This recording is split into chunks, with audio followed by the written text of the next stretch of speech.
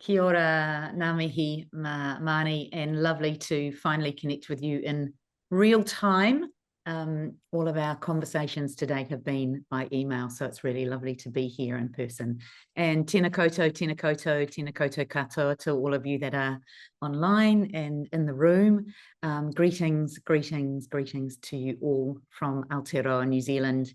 I come from the future. It is Friday morning here. And a beautiful summer's day, I'm pleased to report, which doesn't happen very often. I'm based in Te Wanganui Atara, which is Wellington. And yeah, the sun is shining behind me. So yeah, it's a beautiful start to the day and lovely to have the privilege of spending a little bit of time with you today. Okay, so I'm going to start, maybe not at the beginning of this story, but in the place that I always start, because for me it was the seed that planted the making and the start of the theatre piece I carried this. So I want to talk about Anne, and I met Anne through an improv class. So Anne is in her early 80s and she does improv. And I do a lot of teaching of improv to adults in their third age here in New Zealand. I don't teach improv for the stage. I teach improv to older adults for cognitive stimulation, emotional and social connection and well-being. And Anne was an early adopter of the practice. And I'll be honest with you and say that we don't have queues and queues of people waiting to get into these classes and these programs, because to do improv is terrifying for most people, let alone somebody that's never done anything like that before and they're in their 80s. But we certainly fill a niche need, and when older adults are brave enough to discover us, they absolutely love it. And Anne was one of those people. She just had the improv mindset. She was full of joy. She yes-anded everything. She was an extraordinary woman, and I adored working with her, and I still do work with her. She was just always smiling. Like, she just had this grin on her face. And during one coffee break in one of the classes, adoption came up, and Anne just turned to me and said, I adopted out a boy when I was young, and I cried myself to sleep every night for 10 years afterwards. And then she just got on with whatever else she was doing. Like, she just said that so matter-of-factly and then moved on, but it almost floored me. And I became almost desperately curious to understand what had traversed, what had changed over 40, 50, 60 years that meant that the woman I knew, Anne, was so full of joy, and yet she had this incredible trauma that she had lived through, and what had changed for her, that I knew her as nothing but this incredibly smiling, beautiful, happy woman. And so I asked Anne if she would be willing to tell me her story. And I was very privileged in that she was. And I spent a number of hours with Anne, and she became the motivator for me to find other stories, because as I heard her talk through her life and her story with the loss of a child through forced adoption, I realized that her story was incredibly unique, and that there would be hundreds, thousands of different versions of that story that I had never heard. And it just felt so important. It suddenly felt so important to hear that story. And realizing that these women won't be with us forever, and that to get their story now seemed important to me. And so I put out a call through the networks that I already had with the work that I was doing with voice art. So we were predominantly working in a space of supporting older adults, the well-being of older adults. And in that work, we also did work in retirement villages, and we had contacts with the retirement villages that spread throughout New Zealand, and their buy-in to sort of put a call out. And I worked through some support groups on Facebook, and started this 2-year journey of interviewing an amazing group of women with the purpose of putting something on stage. The process of interviewing took 2 years, and in that time I spoke with or just over 20, I can't remember exactly, but it's around that number. And then since the play has been staged, I get requests to come and speak with more women. So I feel like it's an ongoing process for me. I wasn't overwhelmed by the number of people that wanted to tell their story, and I wasn't surprised by that, because I was upfront that I was wanting to use beautiful stories and put them on stage in front of people, and rightly so. For a number of people, that was a terrifying prospect. And so I was incredibly grateful to the women who did swim up to the offer. Some swam up to the offer saying, I'm happy to tell you my story, and you can use this as research material or as background material, but I don't want my specific story put on stage. And then there were others who were more willing to have parts of their story put on stage, and others who were just like, you can do what you want with it, like, my story is yours. That was a gift. Working with those women was an incredible privilege. I just want to talk briefly about what the consent process was like, working from the moment of meeting these women and spending time with them and building a relationship and hearing their story to the performance going public last year, 2024. So I did the interviews and I recorded the interviews. I brought them back home. I transcribed the interviews and identified the parts of the story that I thought that we would use as part of a theatre production, a theatre script. I spent hours with these women and the minutiae of their story, and I knew that I was working with probably 70 minutes worth of stage time, and that we were going to have to extract aspects of the story. And so I sent back to the interviewees the full transcript of the time that we had spent together and the excerpts that I wanted to use, and asked their permission if the parts that I had chosen, if they were happy for me to use those. So that was the first part of the consent process. And then I started writing the script. And when the script was complete, I then sent out the part of the script that their story featured in, and sent it to them to read, and again got their consent, that they were happy with how I had used their words in a creative way. And then we did a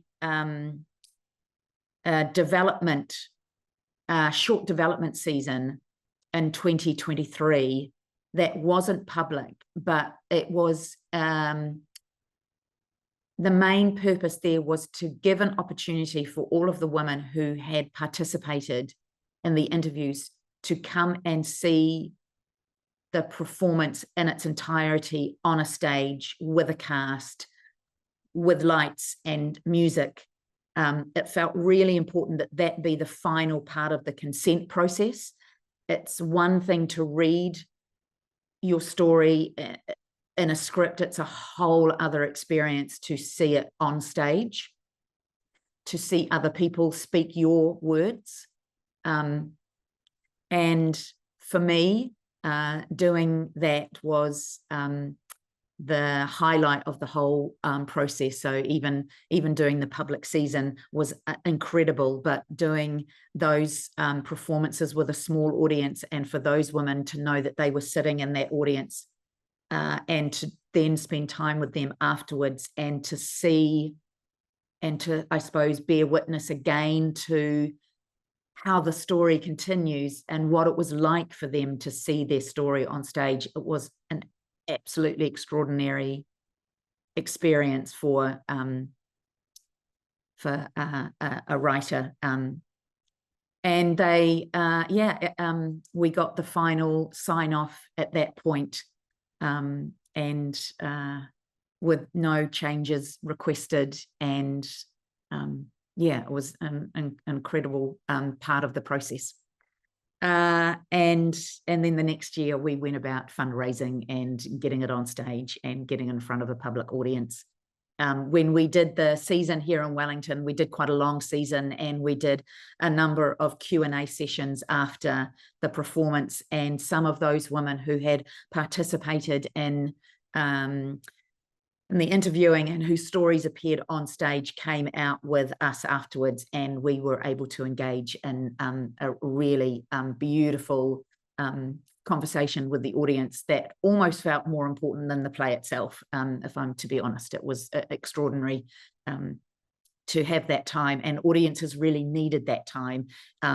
It's not a light play to be a witness to, and it was just cathartic. It was part of the cathartic experience that we shared as a community in that theatre every night, to have that time to talk and to ask questions and to provide feedback, and more importantly for people in the audience to feel that they could just put their hand up and start telling their own story. It was it was a really beautiful experience. I just want to talk briefly about how I shaped the show, and then I'd love to read an excerpt from it for you. So on stage, we have three. It's a cast of three. We have a younger woman, an actor in her early 20s. We have an actor in her mid-40s, and we have an actor in her late 70s. And the characters that they play are on script called Young, Middle, and Wise. And the three characters perform as an ensemble, and they tell the story of, we have 5 distinct stories that we told as part of this, of I Carried This. And so almost like 5 acts of the play, and we would project the name of the story, and then the 3 actors would work to tell that one story, and then the lights would go down and we would transition to a second, a third, and a fourth and fifth story, and all really unique. The reason that I knew that I wanted the central actor to be an older actor, so that front and center was the voice of the older woman, which is so rarely seen on stage. But I also knew that I wanted us to start at the beginning of the story, because when I sat with these women and listened to them go back to the beginning of their story, I was aware that the way they were telling that story was different to what they would have said if somebody had asked them 6 months, 1 year, 5 years after the trauma of losing a child. The passage of time meant that they talked about that story differently, about that time in their life differently, and I wanted to use their language in the first person so that we started at the beginning and we got to see what happened next. In New Zealand, we are somewhat familiar with the story of the young woman sent up north, as sometimes referred to, or down south, often sent to farms where they would hide out, but we really knew what happened next. And then the character of Middle was again this extraordinary time that these women lived through, where, you know, the passage of time had meant that they had often married, had adult children of their own, were possibly anticipating some form of contact with their lost child. Sometimes that happened, sometimes that didn't. It just felt like that was a really powerful stage of the story as well. And then obviously the reflective third age with the wise character who held most of the story. Before I do the reading, I will just share my screen and just show you some visual images from the show. And I'll just scroll through them. So I've just got them on. Now, hang on a second. I need to go. I'm just assuming I can share my screen. Marnie, I'll check. Does it let me? Yeah, it does. Beautiful. Okay, so here we go. So yeah, I hope that I know some bits and pieces, but I'm just going to scroll. So yeah, so at the top there, you can see it just in that top photo in the middle there. So there's the character of Young with Middle and with Wise. And I'll just gently scroll through and you can just get a sense of some of the staging. We had this beautiful crib that moved around, and yeah, it was the ensemble work. The three characters were on stage together the entire time for the entire play, and just weaving in and out and speaking over each other. And it was, yeah, it was a really beautiful way of telling the stories. I think it worked really well. Okay, beautiful. I'm going to stop sharing that now, and I'm going to read a piece from the play. So I'm just going to get that up for myself.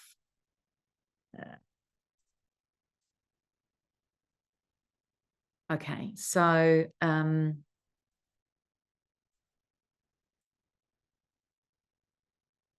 this is a character that we named Mary for this particular piece. So I've cut out a few pieces, but I'm going to try and read for you almost sort of one full story that was done on stage, and I'll do my best to perform the three characters, but hopefully now that you have a sense of the young and the middle and the wise, you might it might be easy for you to follow, possibly. Okay, here we go. I remember coming home from school one day. Mum had the deep fryer going. I think she was cooking with peanut oil. I got as far as the kitchen and then I chucked up. You're pregnant. What? No, I'm not. Don't you lie to me. I'm not, Mum. I haven't even had sex. Well, that mess on the floor tells me that you have. And I've had 3, remember. I think I'd know. I'm ringing the doctor. We're going to get you seen to right now. I didn't understand, but I did as I was told. As I left the house, my boyfriend arrived.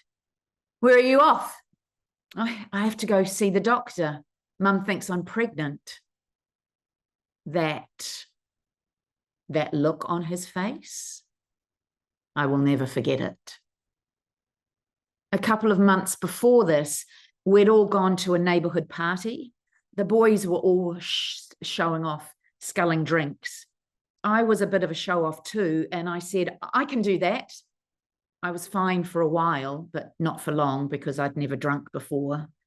Mum was at the party and she said to my boyfriend, take her home. She's paralytic. I remember nothing of that night, but now I have that look on his face. As I leave the house to go see the doctor, my mother says to me, if you find out you're pregnant, don't think about coming back home. You won't be welcome here. I am sent to a farm. They were nice people. I did the housework and a bit of farm work. I had to get up early to get breakfast and the kids off to school. I felt sick every time, but I was there to work, not to sit with my feet up, not to be looked after. I love being pregnant. I love feeling the movements. I have little chats to it, but I know that this baby will be adopted out. That's just what happens to girls who are sent here. He comes to visit. You know, I'm just saying, you know, if you want to keep it, I could probably help out. We can't. Social welfare have got it all sorted. I wish he had never said that to me, because by then it was too late. I couldn't have kept the baby even if I wanted to. I was growing up really fast. They've told me it's a girl. I didn't get to see her. She was wrapped up and whipped away. I think I heard her cry. That was hours ago. I want to see her. I can hear babies crying. I know what direction they are in. I followed that sound down the hallway in the middle of the night. There were only 2 babies, and I just knew which one she was. I'm sorry. I'm so sorry for giving you up. I wish I could keep you, but I can't. I name you Carly, and no matter what they call you, you will always be Carly, and I will always love you. Please know that, my precious girl. Carly was my only baby. I couldn't have any more. One day I overheard my mum on the phone to my cousin, if you ever get into trouble, you can always come to me and I'll help you out. Why she said that to her, but she couldn't do it for me, I'll never get over that. 25 years later, she has found me. I thought about trying to find her all the time, but then there was always this other thought that she might not want me, might tell me to piss right off. And the idea of that really upset me. And I was scared about what I might find if I looked. I was afraid she might be dead. But even worse, finding out that she had had a bad relationship with her parents, that was what I feared most. I don't know if I could have coped with that. When we meet, I am disappointed. I thought I would feel all of this emotion, all of this connection. I did feel something, but it wasn't overwhelming. I had imagined this moment so many times. I thought I would feel more than this for my only child. We are family now, my daughter and me, but I still struggle to think of her and my baby as the same person. My baby, the one I felt move inside me, and the one I held in that nursery and told, I'm sorry, a moment I have replayed in my head 1,000 times. That was who I longed to find, to hold again. And when I met her for the first time, of course, she wasn't that. She was this whole other grown adult who I have come to love so much, but I can't seem to join them into the same person. I wanted to find my baby. My one regret is that my mother never believed me. She kept telling me that I lied, told me that until the day she died. I wish I had said to her, "I didn't lie, Mum." "Of course you did." "No, I was drunk, Mum, when you sent me home with him." "This has got nothing to do with me. It has everything to do with you. I made a mistake. I drank too much, but I was a kid. You were supposed to look after me, not send me away. Don't you blame me." "I don't blame you, Mum, but you played your part." And that's the end of the play reading. I want to talk briefly now, if I could, about the Adoption Act of 1955 in Aotearoa, New Zealand. And that was the act that caught up thousands upon thousands of young women between 1955 and 1972, when the domestic purposes benefit came in, which gave money to unwed mothers. And that started to change things. But the Adoption Act is still in law today in New Zealand, 70 years after it was brought in. It is one of literally 2 or 3 pieces of law that still exist. It is so old, and people have been fighting for that law to be repealed for decades and decades, and it remains in law, which is extraordinary. And while there have been small amendments made to it, it still remains the way that we deal with adoption in New Zealand. And I just wanted to share with you a couple of pieces of history from our parliamentary records in 1955, when Parliament, so I'm just going to share my screen again. Just one second. Share, and this one here.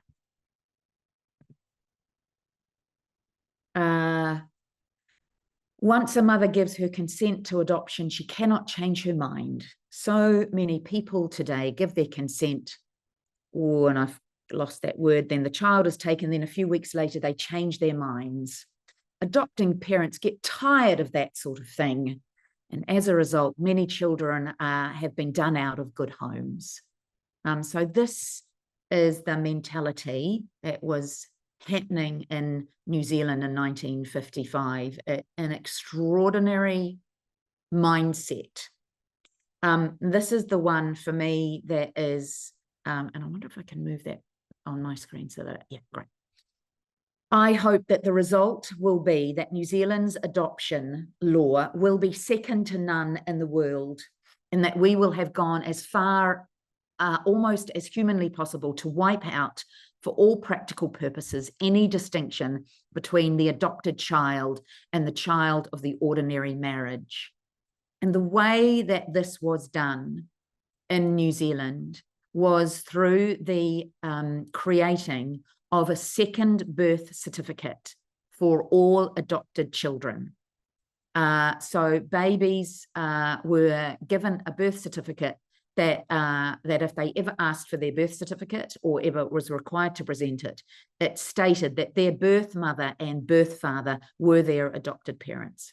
And the original birth certificate for the mother, biological mother, was not held in the same records. They were held somewhere else. And so even as an adult, if as an adoptee I wanted to go and find my birth certificate, it would not show who my birth family was.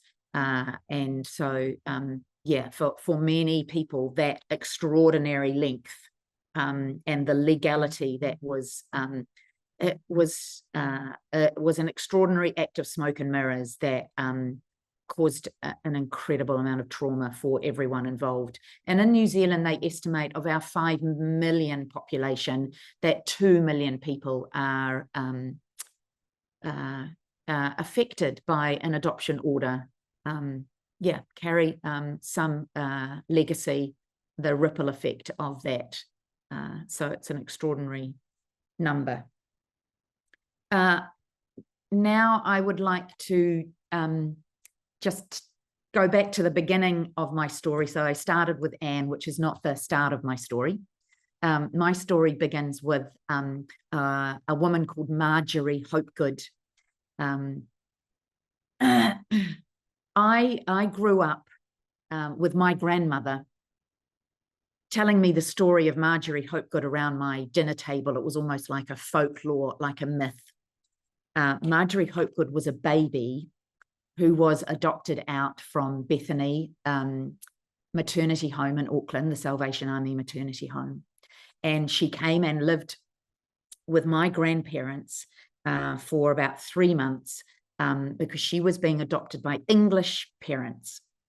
And they were taking a ship to New Zealand to pick up their beautiful baby girl and take her back to the UK.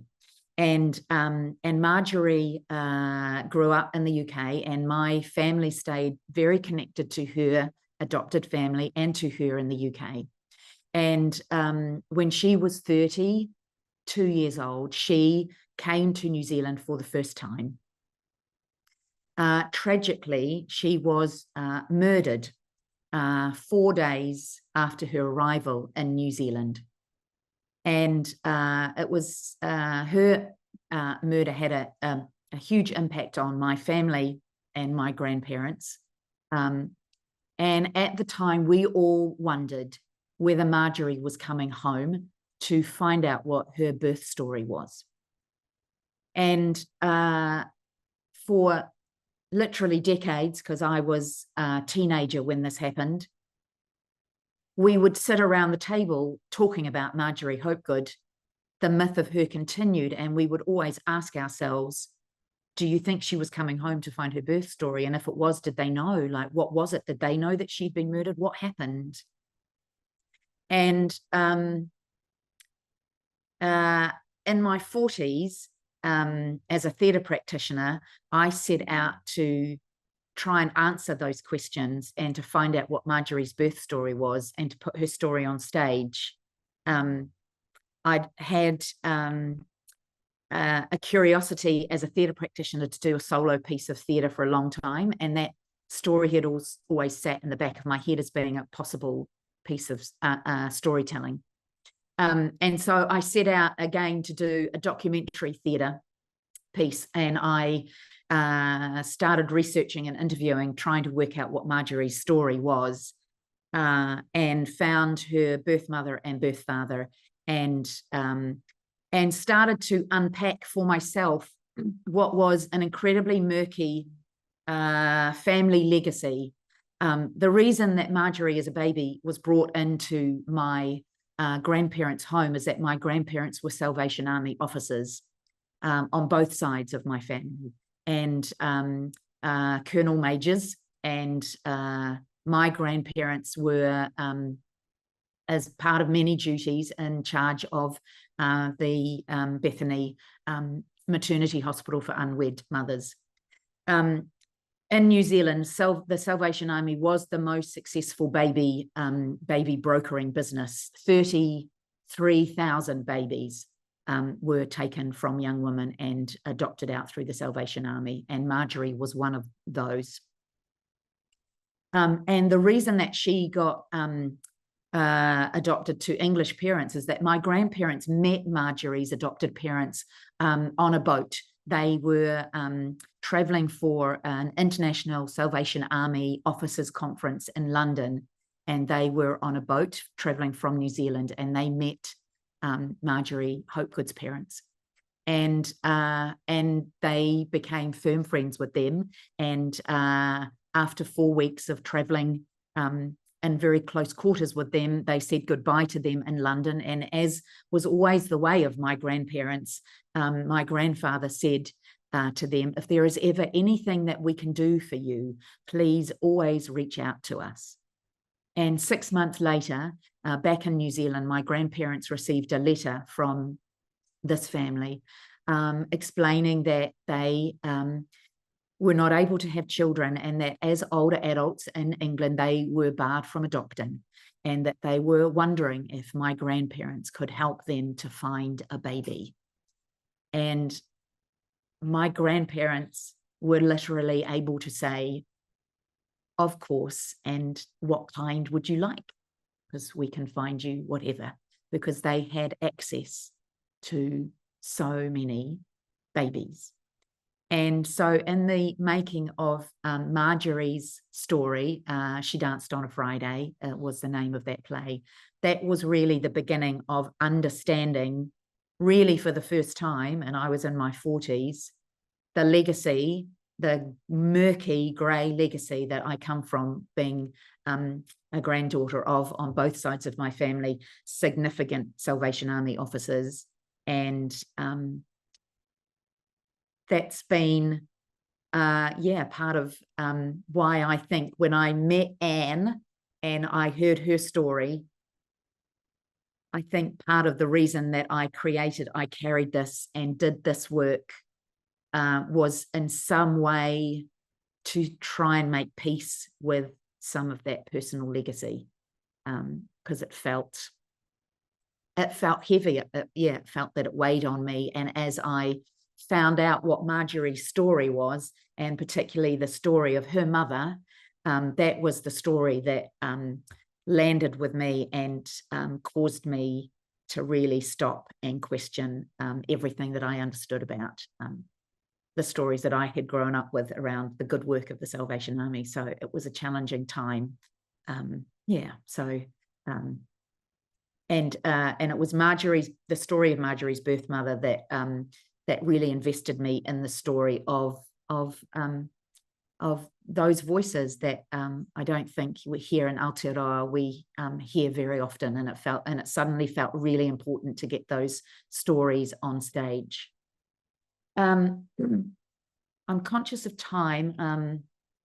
I want to allow a little bit of time for us to talk. What do you think, Marnie? I've got a few other. What I was going to do was just share some of the other aspects of some of the other stories from some of the women that I spoke to, just because they are so unique. So maybe I just spend a few minutes doing that, and then we can open up for questions. So as I said at the beginning, when I heard Anne's story, I got that sense that her story was incredibly unique, and I want to share a little bit of that. But first of all, I just want to talk about some of the other women, and I'm using names, but they're not real names. So I want to talk to you about Patricia. So in a nutshell, because I'm going to try and do this efficiently, in a nutshell, Patricia got pregnant at the age of 19 with a young man in a one-night stand. He told her that he was using protection, and he wasn't. She was very matter of fact. She discovered that she was pregnant, and she knew that this had happened to other women, and she was going to tell her parents, and that they would work it out together. And so she told her parents. She was like, "Mum and Dad, I've got something to tell you." And the reaction from her father was completely unexpected for Patricia. He had an incredibly strong reaction, sent her literally packing, told her to pack a suitcase that night, and asked her to leave the house, and told her that she had brought shame on the family. So she was sent away. And for the period of time that she was pregnant, and for a couple of months afterwards, she had no contact with her family. And then her father started contacting her and writing to her again, and it was almost like it had never happened. And she got on with her life, and she married and had 3 children. And her father and mother moved to be closer to where they were living, because they wanted to be near these 3 grandchildren that she had produced for them. And it was extraordinary in talking to Patricia. The wound for her, the deepest wound, was her father wound. It wasn't the loss of the child. The loss of the child was there, but all of her trauma and the pain that she carried on him, she was in her late 80s, was her father and that wound, and that he treated her like that. It was just something that she had been unable to heal. It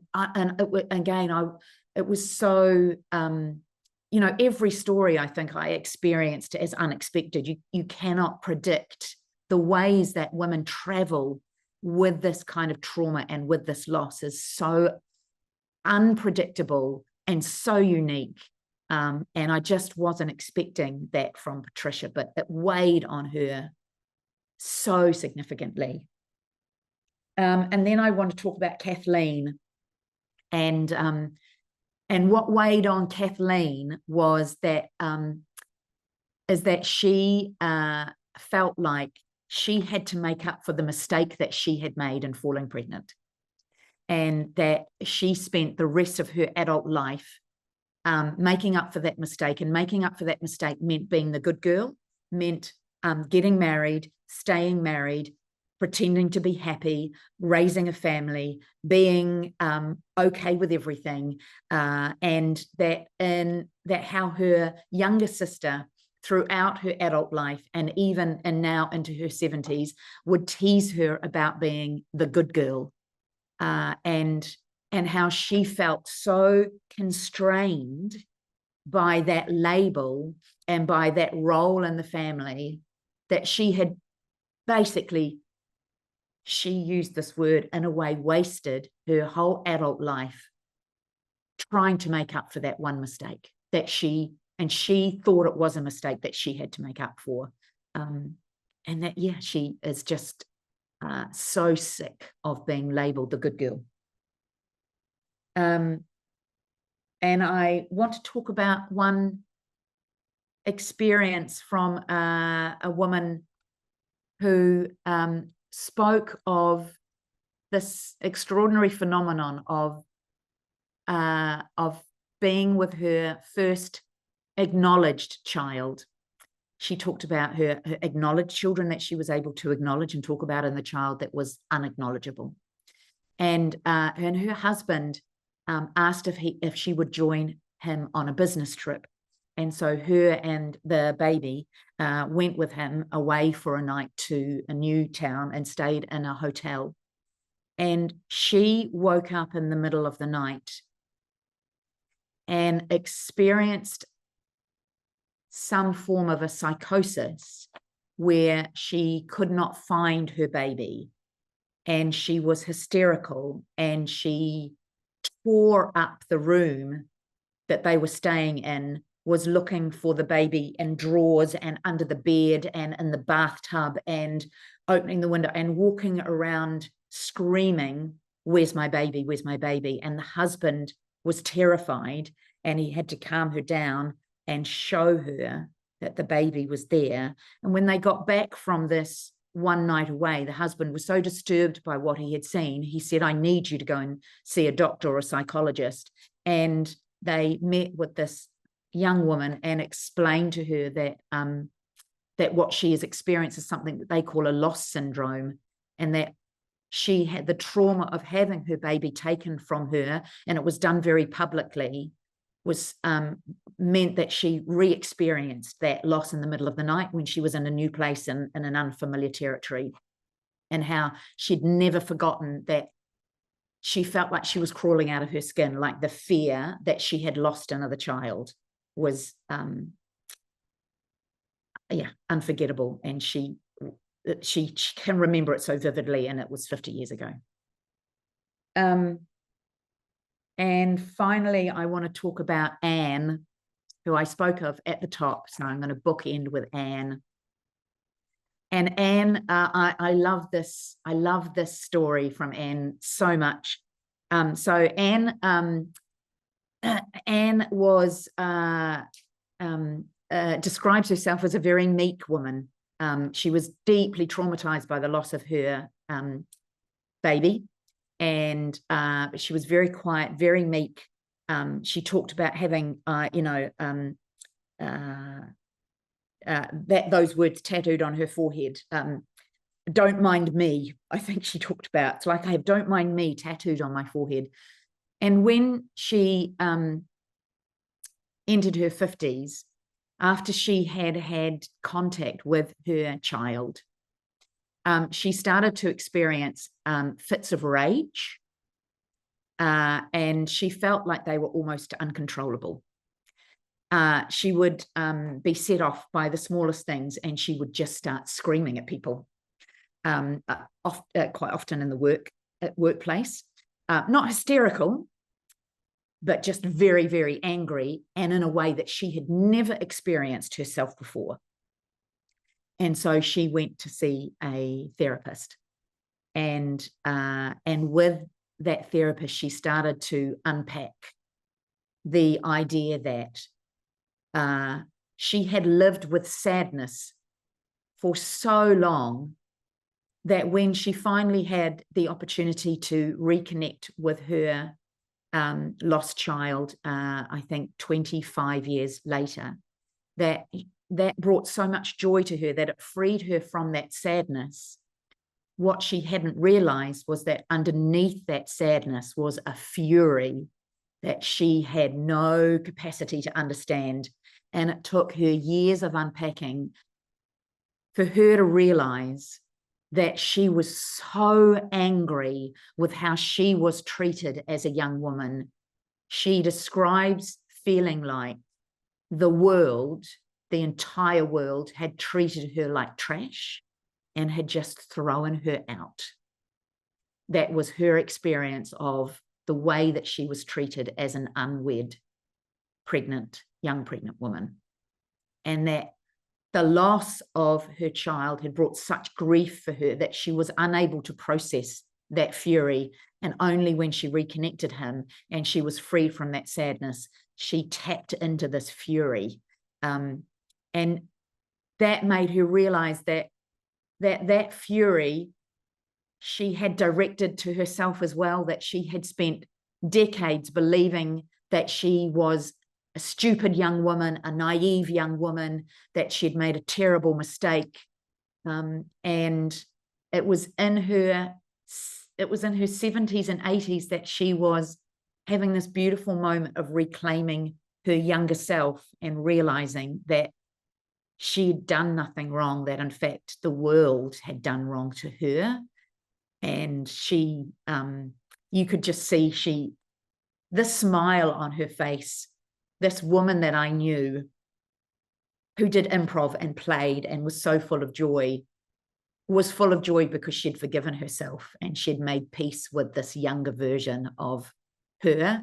And she was now able to project the anger and the hurt where it needed to go, which was out into the world and the systems that wrapped around her. So that's Anne.